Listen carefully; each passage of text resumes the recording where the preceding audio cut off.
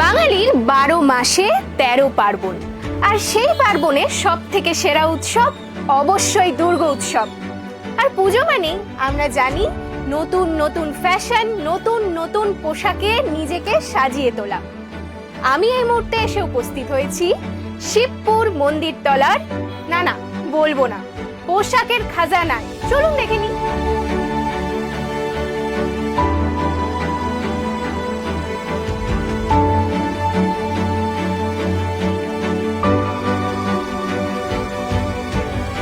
আমি অঙ্কিতা চলে এসেছি শিবপুর মন্দির তলার গীতা ফ্যাশনে, সেই পোশাকের খাজানায়।